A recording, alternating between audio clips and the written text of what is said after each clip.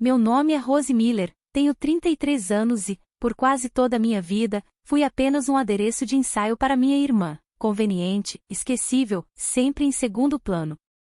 Pelo menos era assim que eu me via, até a noite em que tudo mudou. Foi na festa de noivado dela, uma daquelas celebrações grandiosas no Hotel Carlton, onde as paredes e as pessoas brilhavam igualmente. A sala estava cheia de rostos conhecidos, amigos, parentes, sócios de Marcos e até alguns vizinhos que mal falavam comigo, mas que, por algum motivo, garantiram assentos na primeira fila. Clara, minha irmã caçula e a noiva em questão, estava sob um lustre que era maior que meu apartamento. Ela fez um brinde com a taça, exibiu aquele sorriso de comercial de pasta de dente e pegou o microfone como se já tivesse vencido algo. Conheçam minha madrinha, ela disse, com a voz esbanjando doçura. Ah, espera, não, esqueçam. Ela fez um bico de brincadeira, examinou a sala até que seus olhos me encontraram.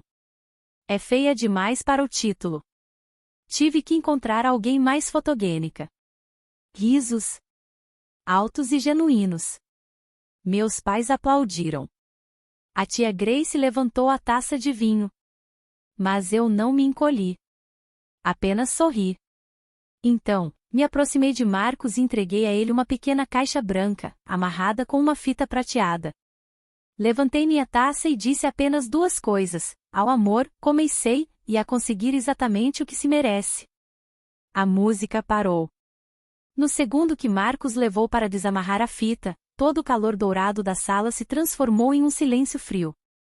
Ninguém mais estava rindo. Cresci numa casa de 3 quartos, o tipo de casa com venezianas brancas e um balanço na varanda que nunca parava de render. Por fora, parecia a imagem perfeita da felicidade suburbana.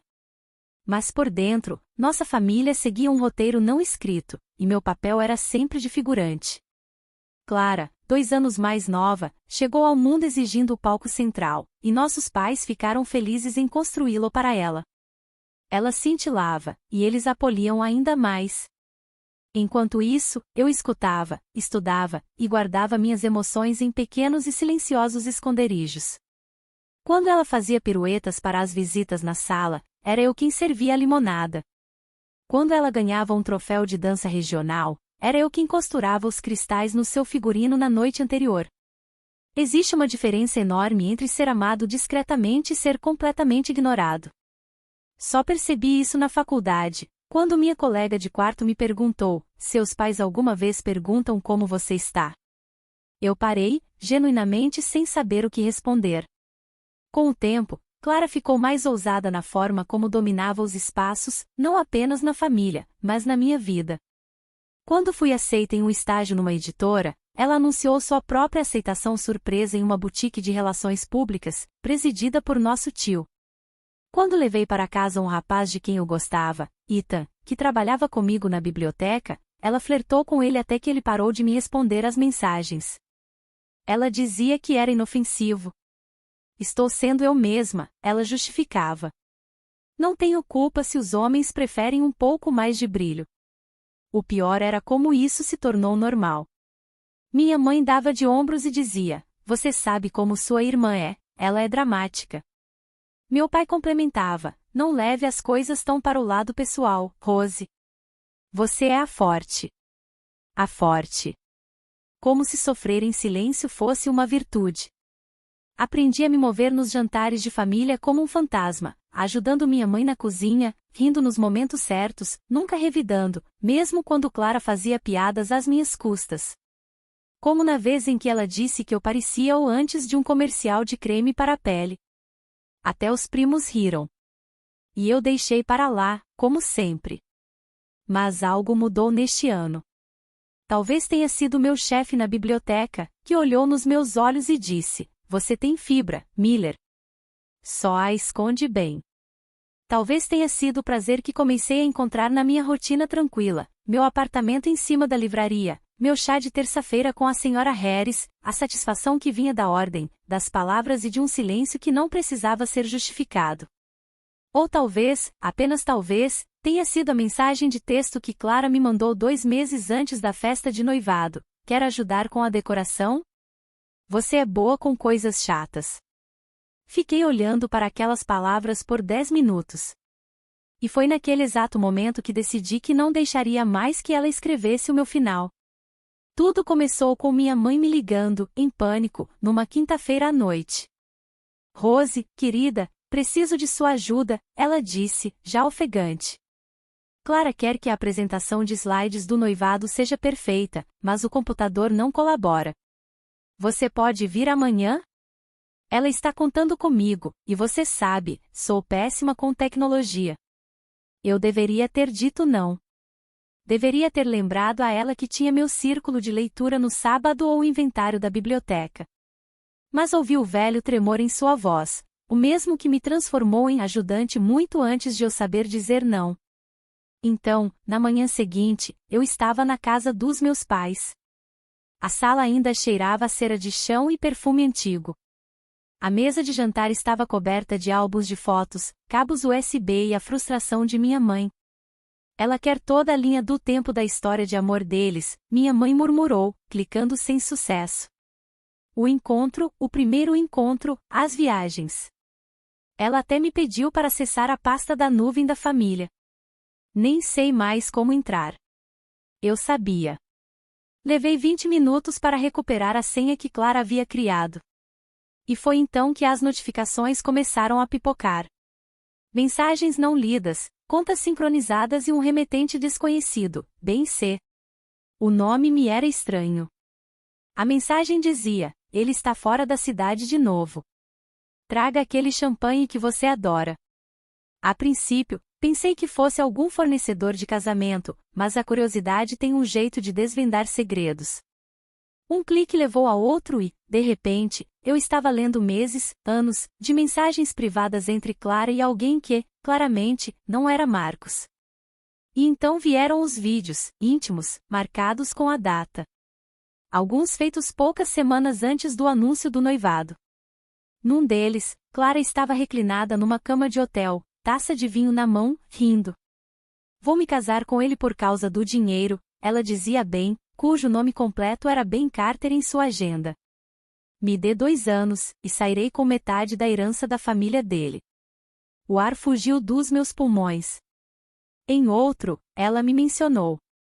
A Rose, ela ainda acha que eu me importo. Está me ajudando com a apresentação, de graça. É hilário. Ela é feita para ser usada. Minhas mãos tremiam, mas meus pensamentos estavam nítidos. Não chorei. Não liguei para ela. Simplesmente copiei tudo para um pendrive, limpei o histórico e voltei para a sala como se nada tivesse acontecido. Ao fechar a bolsa do meu laptop, sorri. Não era o sorriso que eles me ensinaram a dar. Era algo mais frio, algo conquistado. A partir daquele dia, cada movimento meu foi calculado. Eu conhecia Clara. Ela era previsível da pior maneira, impulsiva, exibida e viciada em controle. Quanto mais atenção ela recebia, mais descuidada se tornava. Isso significava que eu não poderia confrontá-la diretamente. Não ainda. Eu precisava de um palco, um do qual ela não pudesse fugir quando as luzes se acendessem. 2 dias depois, mandei uma mensagem para ela, animada como sempre. Precisa de ajuda com as flores ou a lista de músicas? Fico feliz em ajudar. Ela respondeu em 5 minutos. Sim, finalmente. Achei que você seria inútil de novo. Típico. Eu me ofereci para conferir a ordem dos slides, para entrar em contato com o local do evento, até para gerenciar a playlist. Cada tarefa que ela me dava era como uma corda. Ela não percebeu que eu estava trançando-a com mais força ao redor dela. O pendrive, eu o rotulei como apresentação de noivado e o prendi com fita adesiva debaixo da bandeja superior do meu estojo de maquiagem. Ensaiei meu brinde todas as noites em frente ao espelho, taça na mão, trabalhando no equilíbrio entre a graça e a lâmina. Ao amor, eu diria, e a conseguir exatamente o que se merece. Mesmo agora, ouço as palavras como um feitiço esperando para ser lançado. Enquanto isso, interpretei o papel da irmã solidária com perfeição. E quando ela se gabou de como Marcos finalmente a pediu em casamento, Ouvi-a rir dos valores conservadores da família dele e concordei com a cabeça quando ela descreveu o vestido de grife que custava mais que o meu aluguel. Tente não parecer muito sem graça perto de mim, viu? Ela brincou em uma ocasião. Quero que todos saibam que somos parentes, mas que não se confundam sobre quem é a noiva. Deixei que as palavras me escorressem, como sempre, mas desta vez, não era fraqueza. Era precisão. Durante uma de nossas reuniões de planejamento, Marcos apareceu com os formulários do buffet. Ele parecia cansado. Não fisicamente, mas a alma exausta, como alguém que estava atuando numa peça para a qual não tinha feito a audição. Seu sorriso era distante. Os olhos desviavam quando Clara falava. Ele olhou para mim uma vez, enquanto saía, quase como se quisesse dizer algo. Não disse nada. Ainda não. Quando a festa se aproximou, cada peça do meu plano estava no lugar. O projetor, a playlist, o champanhe e a verdade, esperando na minha bolsa como uma arma carregada que ninguém desconfiava que eu carregava. O salão do Carlton cheirava a rosas e esforço. Lustres de cristal espalhavam luz polida sobre pessoas polidas, e em algum lugar no meio de tudo, eu estava, invisível como sempre, mas calma. Não anestesiada, nem amarga, apenas firme, como alguém que sabia como a noite terminaria antes mesmo de começar. Cheguei cedo, como Clara havia exigido, usando um vestido azul marinho que ela uma vez descreveu como chique fúnebre. Era simples, sóbrio, esquecível, exatamente como ela gostava de me ver. A equipe do local zumbia como abelhas com fones de ouvido de platina. Clara chegou uma hora depois, uma visão de lantejoulas e autossatisfação. Ela não percebeu como os sorrisos dos funcionários se enrijeciam ao redor dela. Não notou como o queixo de Marcos se apertava toda vez que ela falava. Mas eu sim. Ela mal me cumprimentou antes de ordenar. Verifique se o projetor está funcionando e coloque a playlist. Não quero outro de seus problemas técnicos. Em seguida, deu um beijo no ar perto da minha bochecha e seguiu para encontrar alguém mais importante. Fui em direção à cabine de som. O técnico parecia confuso quando lhe entreguei um pendrive rotulado apresentação de noivado. Tudo sincronizado? Perguntei. Ele assentiu. Sim. Quer que eu passe depois do brinde? Exato. As pessoas começaram a chegar em ondas, a família de Marcos, em sedas discretas e ternos escuros, a nossa, em tecidos e vozes mais altas. Meus pais circulavam entre os grupos como políticos em um evento de arrecadação, dizendo a todos o quanto estavam orgulhosos, como as duas filhas se tornaram tão diferentes, mas igualmente especiais. Eu não falava muito. Observei tudo de um canto perto da torre de taças de champanhe. Vi se desenrolar exatamente como tinha imaginado. Clara pediu atenção batendo em sua taça com uma colher, aproveitou o momento e, sem aviso, o transformou em uma piada. Minha irmã Rose, ela disse. Algumas pessoas acharam que ela seria minha madrinha, mas, por favor, queremos que este álbum de fotos pareça bom, certo? O riso explodiu como uma onda. Até meu pai riu. Respirei fundo, devagar. Então, me aproximei, sorrindo. Eu trouxe um presente, falei, estendendo a pequena caixa branca para Marcos. Algo que acho que vocês dois deveriam ver. Ele piscou. A multidão se calou. O sorriso de Clara vacilou. Ao amor, eu disse, levantando minha taça. E a conseguir exatamente o que se merece. A sala ficou muda.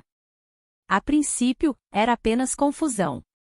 As pessoas presumiram que eu estava fazendo um gesto sentimental, algo fofo e desajeitado da irmã ignorada.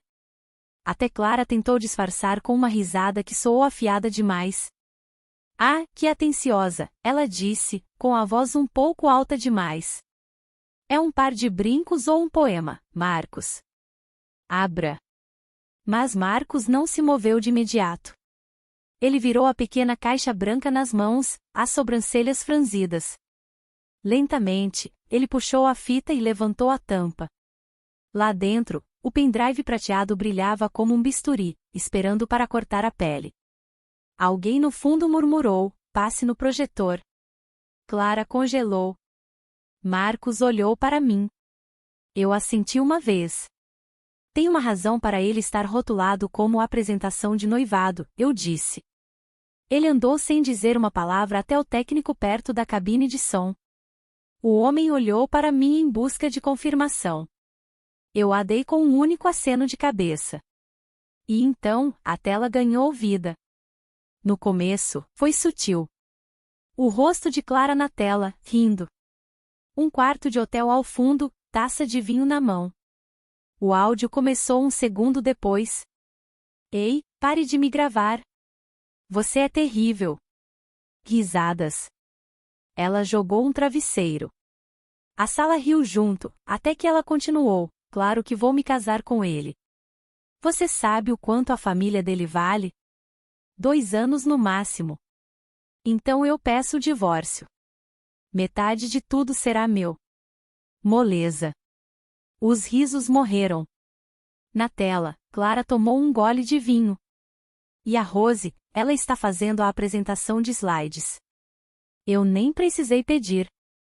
Ela é tipo feita para ser usada. Ela pensa que eu a amo. Alguém ofegou. Marcos permaneceu imóvel, os punhos cerrados. Desligue isso, Clara gritou. É algo particular. É falso. Ela editou. Mas então o segundo clipe começou.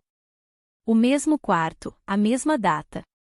Mas desta vez, com os dois, Clara e Ben, se beijando, rindo, tramando. Você acha que Marcos desconfia de algo? Clara desdenhou. Por favor. Ele está ocupado demais tentando impressionar o pai. O salão ficou silencioso. A única coisa que se ouvia era o ar-condicionado e o estilhaço de uma taça que alguém derrubou perto do bar. E naquele instante, eu entendi algo simples e avassalador: eu não era mais a piada. Clara era. E ela sabia disso. Ela se lançou. Não em direção a Marcos, mas ao técnico. Desligue isso, ela berrou, a voz trêmula de um jeito que eu nunca tinha ouvido.